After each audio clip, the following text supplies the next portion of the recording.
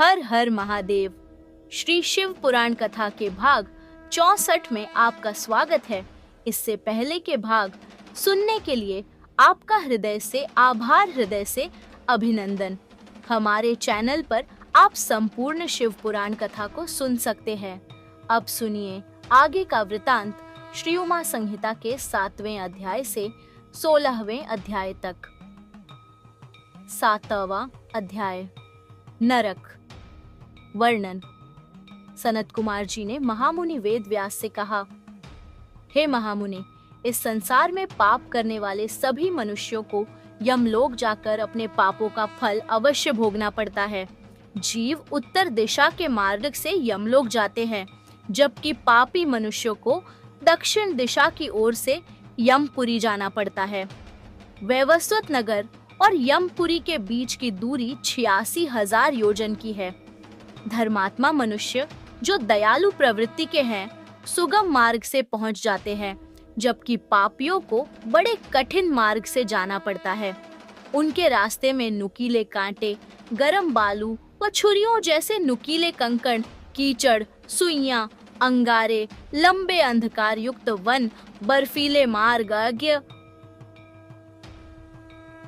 गंदा पानी, सिंह, भेड़िए, बाघ, मच्छर एवं अनेक तरह के जहरीले और भयंकर कीड़े, सांप, सुअर, भैंसे एवं अनेक भयानक जीव, भूत प्रेत एवं डाकिनी शाकिनी उस पापी मनुष्य को रास्ते में कष्ट देने के लिए खड़े रहते हैं।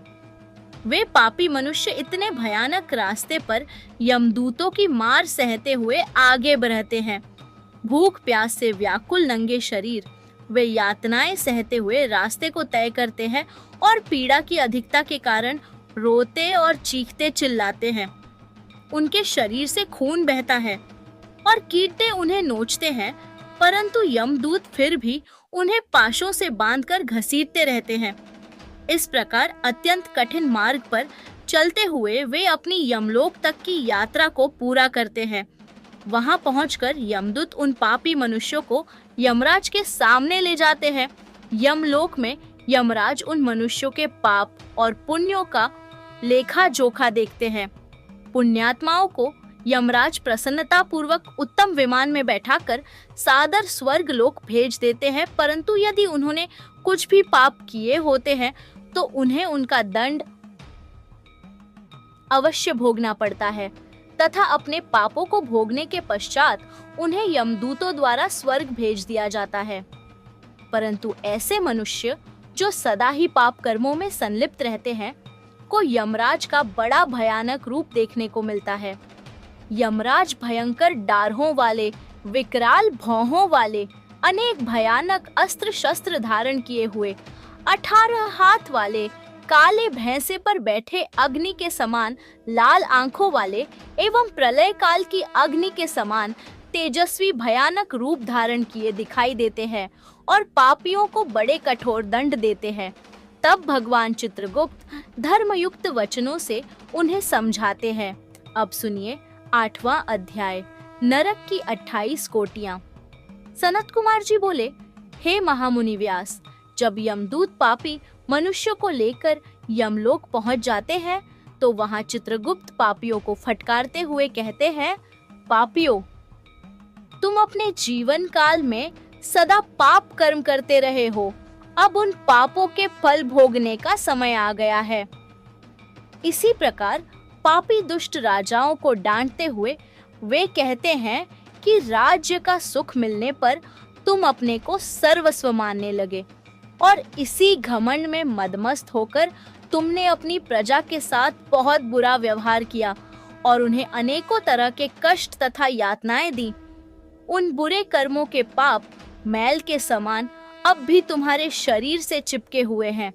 तब यमदूत छंड एवं महाचंड उन पापी राजाओं को उठाकर गरम गरम भट्टियों में फेंक देते हैं ताकि पाप रूपी मैल जल जाए और फिर वहीं से उन पर वज्र का प्रहार करते हैं।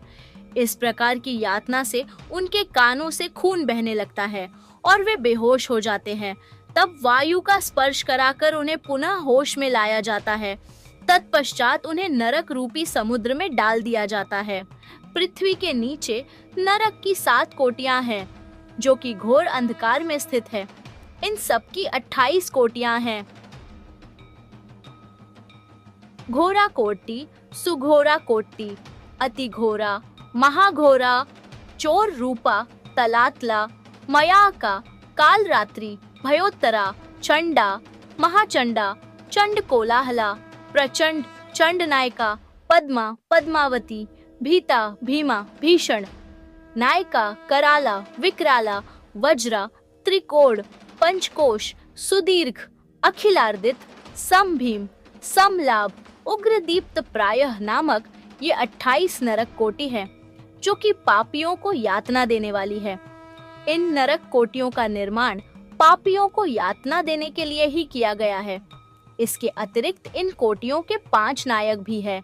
यही 100 रौरव प्राक एवं 140 महानरकों को महानरक मंडल कहा जाता है।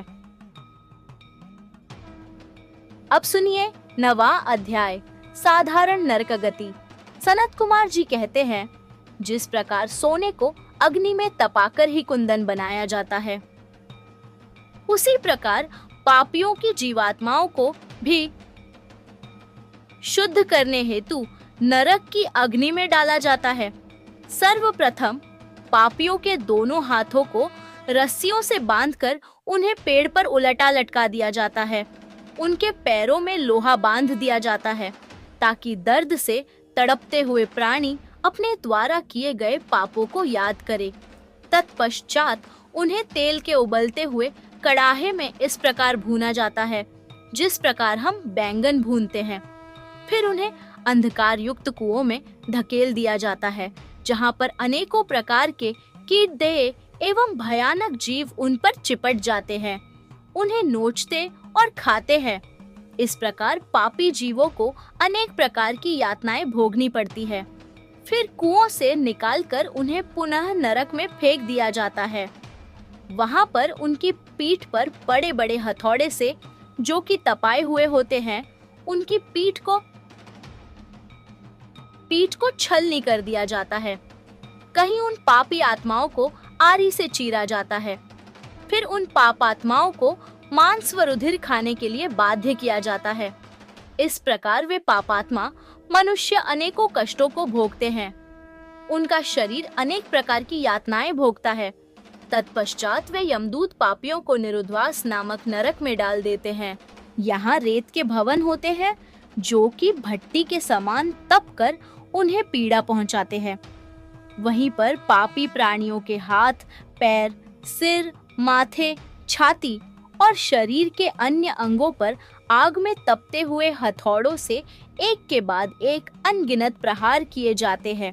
तत्पश्चात उसे गर्म रेत में फेंक दिया जाता है, फिर गंदे कीचड़ में फेंक दिया जाता है। कुंभीपाक नामक नरक में पापात्माओं को तेल के जलते हुए कड़ाहों में पकाया जाता है। फिर लाजाभक्ष सूची पत्र में डाल दिया जाता है। वहां इन्हें धधकती हुई अग्नि में फेंक दिया जाता है। फिर यमदूत अपने वज्र के समान कठोर प्रहारों से इन पापियों को छलनी करते हैं और उनके घावों पर नमक भर देते हैं। उनके मुंहों में लोहे की कीलें डाल दी जाती हैं। अब सुनिए 10वां अध्याय, नरक गति भोग वर्णन। सनत कुमार जी बोले, हे महामुने, पाखंड में लिप्त रहने वाले, झूठ बोलने वाले या अन्य किसी भी प्रकार से दूसरों का अहित करने वाले नास्तिक मनुष्य द्विज हाक्य नरक में जाते हैं। इस नरक में उन पर आधे कोस लंबे पैने हल चलाए जाते हैं। ऐसे दुष्ट मनुष्य जो अपने माता पिता अथवा गुरुओं की आज्ञा को नहीं मानते, के मुंह में कीड़ों से युक्त विष्ठा भर दी जाती है। जो पापी मनुष्य शिवालय, बगीचे, बावड़ी, तालाब, कुएं या ब्राह्मणों के रहने के स्थान को नष्ट करते हैं, ऐसे प्राणियों को कोल्हू में पेला जाता, फिर उन्हें नरक की अग्नि में पकाया जाता है। भोग विलासी प्रवृत्ति के दुष्ट मानवों को यमदूत लोहे की गरम स्त्री मूर्ति से चिपका देते हैं। महात्माओं की निंदा करने वाले पापियों के कानों में लोहा, तांबा व सीसा और पीतल को गलाकर भर दिया जाता है, जो पापी कामी पुरुष बुरी नजर से नारी को देखते हैं, उनकी आंखों में सुई और गरम राख भर दी जाती है। जो पापी महात्माओं के दिए गए धर्म संबंधित उपदेशों की अवमानना करते हैं और धर्मशास्त्रों की निंदा करते हैं, उनकी छाती, कंठ, जीभ, होंठ, नाक और सिर में 3 नोकों वाली कीलें ठोक दी जाती हैं और उन पर मुद्गरों से चोट की जाती है। दूसरों का धन चुराने वाले, पूजन सामग्री को पैर लगाने वाले दुष्ट मनुष्यों को अनेक प्रकार की यातनाएं भोगने के लिए दी जाती है। जो पापी धनी होते हुए भी दान नहीं करते और घर आए भिखारी को खाली लौटा देते हैं, ऐसे पुरुषों को घोर यातनाएं सहनी पड़ती है। जो सत्पुरुष भगवान शिव का पूजन करके विधि विधान से उनका हवन करने के पश्चात शिव मंत्र को जाप करके यम मार्ग को रोकने वाले श्याम एवं शवल नामक श्वानों एवं पश्चिम, वायव्य, दक्षिण और नैऋत्य दिशा में रहने वाले पुण्य कर्मों वाले कौ को बलि देते हैं, उन मनुष्यों को कभी यमराज का दर्शन नहीं करना पड़ता है। 4 हाथ लंबा मंडप बनाकर उसके ईशान में धन्वंतरे, पूर्व में इंद्र, पश्चिम में सुदक्षोम और दक्षिण में यम एवं पितरों के लिए बलि देनी चाहिए। तत्पश्चात कुत्तों एवं पक्षियों के लिए अन्न डाले। स्वाहाकार, स्वधाकर, वशत्कार एवं हंतकार धर्ममयी गाय के 4 स्तन हैं, इसलिए गौ सेवा को आवश्यक माना जाता है और इसीलिए हम गोमाता की पूजा करते हैं। ऐसा न करने वाले पापी मनुष्यों की अवश्य ही दुर्ग होती है और वे नरक को भोगते हैं तथा अनेक दुखों का सामना करते हैं। अब सुनिए 11वां अध्याय, अन्नदान महिमा। व्यास जी बोले, प्रभु, पापी मनुष्यों को अनेक दुख भोगते हुए यमलोक का रास्ता तय करना पड़ता है। क्या ऐसा कोई उपाय है जिससे यम मार्ग की यात्रा सुखपूर्वक पूरी की जा सके? व्यास जी के प्रश्न को सुनकर सनत कुमार जी बोले, हे महामुने, ऐसे जीव बिना कष्टों के सीधे यमलोक पहुंच जाते हैं, जो दयालु होते हैं और सदा धर्म के मार्ग पर चलते हुए सदैव दूसरों की सहायता हेतु कार्य करते हैं। जो सत्पुरुष ब्राह्मणों को खड़ाऊं या जूते पहनाते हैं, वे घोड़े पर यमपुरी पहुंचते हैं। इसी प्रकार छाता और बिस्तर दान करने वाले आराम से आसन पर बैठकर पेड़ पौधे लगाने वाले वृक्षों की छाया में यमपुर पहुंचते हैं। जो मनुष्य फूलों की वाटिका लगाते हैं, उन्हें ले जाने हेतु पुष्प विमान आता है। साधु संतों के लिए मकान बनवाने वाले मनुष्यों को सुंदर भवन विश्राम करने के लिए मिलते हैं। इसी प्रकार माता पिता, ब्राह्मण और गुरुओं की सेवा करने वाले पुरुषों का आदर होता है। अन्न और जल का दान करने वाले मनुष्यों को यमपुरी के रास्ते में अन्न जल की कोई कमी नहीं होती।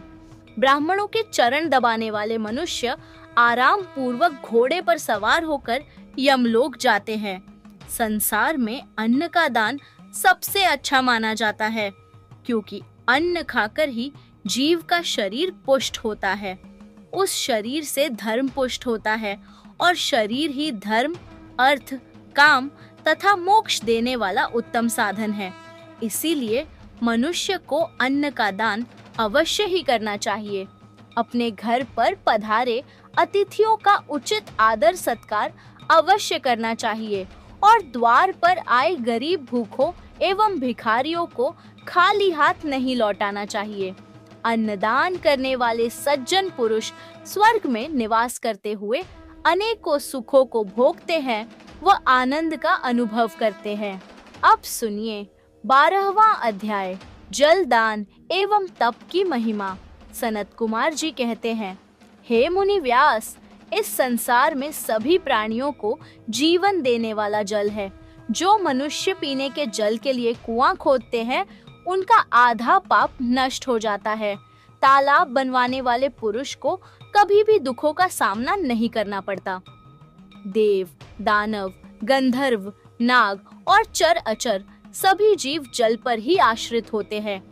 जिस तालाब में बरसात का जल भर जाता है, उसे बनाने वाले को अग्निहोत्र का फल मिलता है। सर्दियों में जो तालाब जल से भरा रहता है, उसे बनाने वाले को 1000 गौदान का पुण्य प्राप्त होता है।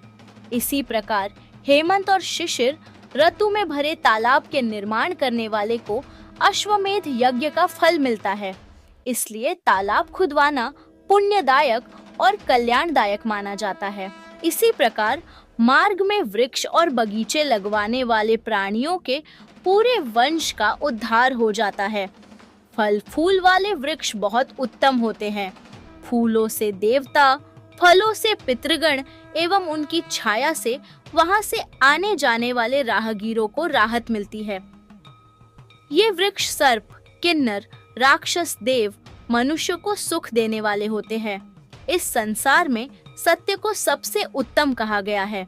यह सत्य ब्रह्म, तप, यज्ञ, शास्त्र, चेतन, धैर्य, देवता, ऋषि, पितरों का पूजन, जल, विद्यादान, ब्रह्मचर्य, परम पद सभी सत्य रूप है। सत्यभाषी मनुष्य तपस्वी, सत्य धर्म का अनुसरण करने वाला सिद्ध पुरुष होता है। वह विमान में बैठकर स्वर्ग जाता है। सदैव सत्य बोलना ही फल देने वाला है। तपस्या द्वारा स्वर्ग, यश, मुक्ति, कामना, ज्ञान, विज्ञान, संपत्ति, सौभाग्य, रूप और इनसे अधिक पदार्थ होते हैं। साथ ही मन की सभी कामनाएं अवश्य पूरी होती है। तपस्या के बगैर किसी भी मनुष्य अथवा जीव को भगवान शिव के परम धाम की प्राप्ति नहीं हो सकती। शुद्ध हृदय से त्रिलोकीनाथ भक्तवत्सल देवाधिदेव महादेव की तपस्या करने से ब्रह्महत्या जैसे महापाप से भी मुक्ति मिल सकती है। तपस्या ही सारे संसार को सुख और शांति प्रदान करने वाली है। इसलिए सुखों की इच्छा करने वाले एवं भोग और मोक्ष चाहने वाले मनुष्यों को तप अवश्य करना चाहिए। 13वां अध्याय, पुराण महात्म्य। सनत कुमार जी बोले, हे महामुने, जो ब्राह्मण वेद शास्त्रों को पढ़कर दूसरे मनुष्यों को सुनाते हैं, उन्हें इस पुण्य का फल अवश्य मिलता है। नरक की यातनाओं के विषय में बताकर जीवों को सचेत करने वाले पुराण के ज्ञाता और धर्मोपदेशकों को श्रेष्ठ गुरु माना जाता है। वे अपने असीम ज्ञान द्वारा जगत का कल्याण करते हैं।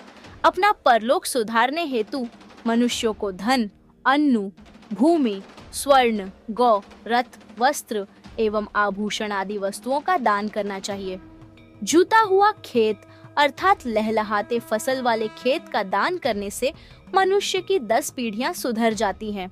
वह मनुष्य सभी सुखों को भोगकर अंत में विमान पर सवार होकर सीधे स्वर्गलोक जाता है।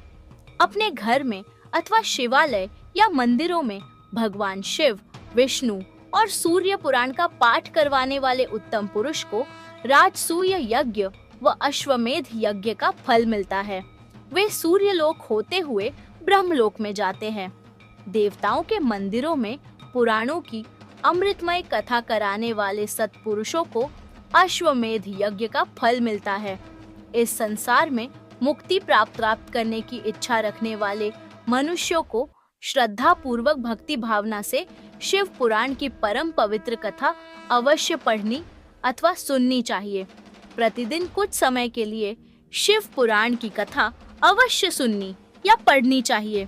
इस संसार में अपने कर्मों के बंधनों से मुक्त होने के लिए शिव पुराण का ज्ञान अवश्य प्राप्त करना चाहिए। निरंतर योग शास्त्रों का अध्ययन करने अथवा पुराणों का श्रवण करने से समस्त पापों का नाश होता है एवं धर्म की वृद्धि होती है। 14वां अध्याय, विभिन्न दानों का वर्णन। सनत कुमार जी बोले, हे व्यास जी, मनुष्य यदि दान के लिए सुपात्रों को ही चुने तभी उसका परम कल्याण होता है। गौ, पृथ्वी, विद्या और तुला का दान सर्वोत्तम माना जाता है। अपने घर के द्वार पर आए मांगने वाले अर्थात याचकों को दूध देने वाली गाय, वस्त्र, जूते, अन्न, छाता अथवा भक्ति भाव से श्रद्धा पूर्वक जो भी यथासंभव दान दिया जाए वह परम कल्याणकारी होता है। यही नहीं, स्वर्ण, तिल, हाथी, कन्यादासी, घर, रथ, मणि, गौ, कपिला और अन्न, इन 10 दानों को महादान माना जाता है। इन 10 महादानों को जो भी मनुष्य भक्ति भावना से करता है, वह इस भवसागर से अवश्य ही पार हो जाता है। वह सत्पुरुष जीवन और मरण के बंधनों से सदा के लिए मुक्त हो जाता है। त्रिलोकीनाथ देवाधिदेव महादेव जी की परम कृपा पाकर उसे भोग और मोक्ष की प्राप्ति हो जाती है। सोने में सींग रूप, मैं खुर मढ़ाकर वस्त्र, आभूषण एवं अन्य वस्तुओं सहित गाय और बछड़े का दान जो मनुष्य सुपात्र विद्वान ब्राह्मण को करता है, उसके सभी मनोरथों की सिद्धि हो जाती है। वह जीव इस लोक में सभी सुख भोग कर शिवलोक को जाता है। उसे लोक परलोक में सभी इच्छित वस्तुओं की प्राप्ति होती है।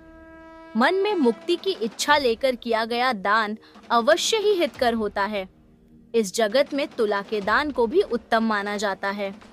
तुला दान करने वाले मनुष्य को चाहिए कि वह मन ही मन शिवजी का स्मरण करके उनसे प्रार्थना करे कि वे उसका कल्याण करे।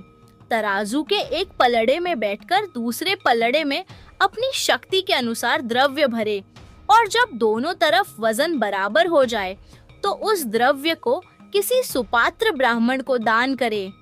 ऐसा दान करते समय शुद्ध हृदय से कल्याणकारी भगवान शिव से प्रार्थना करे कि हे प्रभु, मैंने बचपन से लेकर अब तक अपने जीवन में जाने अनजाने जो भी पाप किए हों, उन्हें आप अपनी कृपा दृष्टि से भस्म कर दे।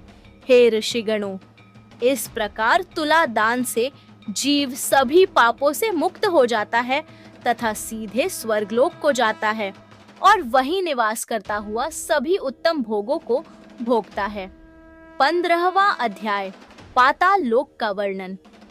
सनत कुमार जी बोले, हे व्यास जी, अब मैं आपको ब्रह्मांड के विषय में बताता हूँ। यह ब्रह्मांड जल के बीच में स्थित है और त्रिलोकीनाथ भगवान शिव के अंश शेषनाग ने इसे अपने फन पर धारण कर रखा है एवं श्रीहरि विष्णु इसका पालन करते हैं। सभी देवता और ऋषि मुनि साधु संत सृष्टि के कल्याण हेतु शेषनाग का प्रतिदिन पूजन करते हैं। इन्हीं शेषनाग को अनंत नाम से भी जाना जाता है। आप अनेकों गुणों से संपन्न हैं और आपकी कीर्ति का गुणगान सभी देवताओं सहित सारे ग्रह और नक्षत्र भी निरंतर करते हैं। नाग कन्याएं सदैव आपकी पूजा और आराधना करती रहती है। इन्हीं के संकर्षण रूप रुद्रदेव हैं। शेषनाग के बल और स्वरूप को स्वयं देवता भी भली भांति नहीं जानते, तो फिर साधारण पुरुष भला कैसे जान सकते हैं। पृथ्वी के निचले भाग में अतल, वितल, सुतल, रसातल, तलातल, पाताल आदि कुल 7 लोक हैं, जो कि 10-10 हजार योजन लंबे और चौड़े तथा 20-20 हजार योजन ऊंचे हैं। इन सब की रत्न स्वर्ण की पृथ्वी एवं आंगन है। इसी स्थान पर दैत्य महानाग रहते हैं। सूर्य द्वारा उपलब्ध कराई जाने वाली धूप तथा प्रकाश, चंद्रमा की शीतलता एवं चांदनी सिर्फ पृथ्वी लोक को आलोकित करती है। यहीं पर सर्दी, गर्मी और वर्षा नामक अनेक ऋतुएं होती है। इस प्रकार पाताल लोक में सभी प्रकार के सुख विद्यमान हैं, जो कि जीवों की सभी आवश्यकताओं को पूरा करने में पूर्णतः सक्षम हैं। धरा में जल के अनगिनत स्रोत हैं, जो कि अपने स्वच्छ और निर्मल जल से जीवों की प्यास बुझाते हैं। भैरे यहाँ पर सदा गुंजार करते हैं। यहाँ पर अनेक सुंदर अप्सराएं नृत्य करती हैं और गाना गाती है। पाताल लोक में अनेक प्रकार के वैभव और विलास उपलब्ध है और यहाँ पर अनेक सिद्ध मनुष्य, दानव और नाग अपने द्वारा की गई तपस्या के उत्तम फल को भोगते हैं। अब सुनिए 16वां अध्याय, शिव स्मरण द्वारा नरकों से मुक्ति। सनत कुमार जी बोले, हे महामुने, इन्हीं लोकों में सबसे ऊंचे हिस्से में रौरव, शंकर, शूकर, महाज्वाला, तप्त कुंड, लवण, वैतरणी नदी, कृमि, भोजन, कठिन, असिपत्रवन, बालाभक्ष्य, दारुण, संदेश कालसूत्र, महारौरव, शालमली आदि नाम के बड़े ही दुखदायी और कष्टकारक नरक है। इन नरकों में आकर पापी मनुष्य की आत्मा अनेक यातनाएं भोगती है।